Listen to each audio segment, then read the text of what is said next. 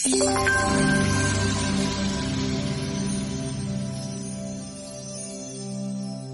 बार की बात है, हिमालय की श्रृंखला में एक तपस्वी साधु अपने मार्ग पर जा रहा था।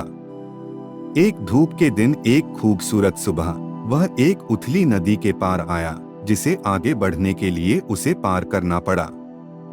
जिस क्षण वह नदी में अपने पैर जमाने ही वाला था, उसने मन ही मन देखा कि एक बिच्छू बेबसी से पानी में चल रहा है और नदी से बाहर आने के लिए संघर्ष कर रहा है। ऋषि जानते थे कि बिच्छू तैर नहीं सकता और अगर उसने बिच्छू को नहीं बचाया तो वह डूब जाएगा। साधु ने उसे बचाने का फैसला किया।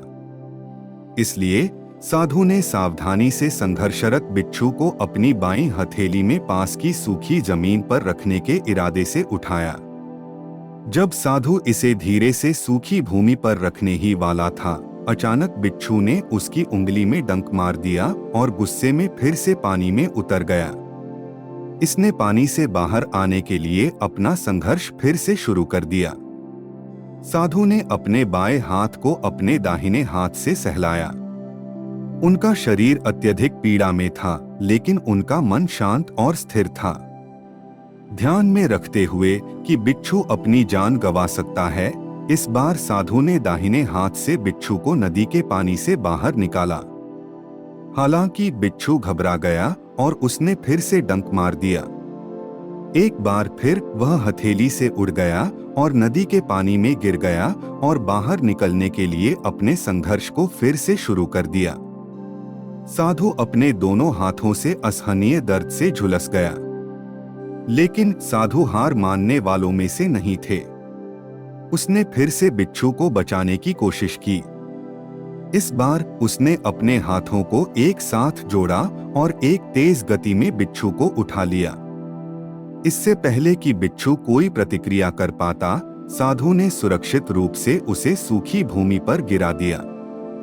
बिच्छू किनारे के पास पड़ी कंकड़ पत्थर में उछल हो गया। ऋषि को खुशी हुई क्योंकि वह अपनी दृढ़ता का पालन करने और बिच्छू के जीवन को बचाने में सफल रहे। उन्होंने सोचा कि यह दर्द के लायक था। कुछ दूरी पर साधु से बेखबर एक आदमी हैरान परेशान होकर सारा दृश्य देख रहा था। वह तेजी से साधु के पास पहुंचा और बोला, आदरणीय, क्या मैं आपसे एक प्रश्न पूछ सकता हूं? हाँ, आप कर सकते हैं, साधु ने उत्तर दिया। उस आदमी ने कहा, सबसे पहले मेरी राय में बिच्छू को बचाने की कोई जरूरत नहीं थी। यह आपके लिए घातक सिद्ध हो सकती थी। मुझे आश्चर्य है कि इतनी कृतघ्नता से आपको डंक मारने के बाद भी आप उसे बचाने के अपने प्रयासों में लगे रहे।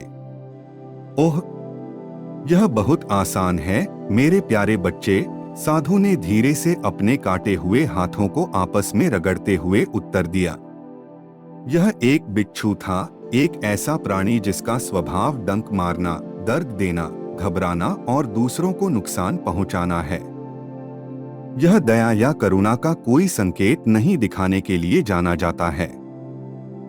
जबकि मैं एक साधु हूं जो हर जगह बिना शर्त प्यार, दया और करुणा फैलाने वाला है। अपने मूल्यों और सिद्धांतों, अपने दर्शन और नैतिकता, अपनी जीवन शैली और प्रथाओं, अपनी उन्नत भावनात्मक और मानसिक स्थिति के साथ मुझे दूसरे व्यक्ति को शुद्ध करना और बदलना है। क्या मैं ठीक कह रहा हूँ, नौजवान? युवक ने सहमति में सिर हिलाया। साधु ने आगे कहा, तो ठीक है, जब एक बिच्छू जैसा छोटा, कमजोर और नीच जीव साधु की उपस्थिति में अपने मूल स्वभाव, अपने गुणों और अपनी प्रतिक्रियाओं को नहीं बदलता है, क्या मुझे, जिसे साधु माना जाता है, बिच्छू की उपस्थिति में अपने अच्छे आचरण, अपने व्यवहार को छोड़ देना चाहिए? क्या मैं अब इतना लाचार हूँ कि एक प्राणी को मुझे बदलने की अनुमति दे रहा हूँ, मेरे सिद्धांतों और गुणों को दूर कर रहा हूँ? बिच्छू ने वही किया जो उसका मूल स्वभाव है और मैंने वही किया जो मेरा मूल स्वभाव है। इसने अपना व्यवहार बनाए रखा और मैं मेरा धर्म किसी भी तरह के किसी भी जीव की मदद करना है, इंसान या जानवर, और मैंने यही किया। उस व्यक्ति ने साधु के चरणों में प्रणाम किया और साधु के साथ साझा किए गए गहन ज्ञान के लिए आभार व्यक्त किया। जबकि हम दैनिक जीवन में अलग अलग लोगों के साथ बातचीत करते हैं, असहमति होना सामान्य है, बल्कि मुझे कहना होगा कि यह बहुत स्वाभाविक है।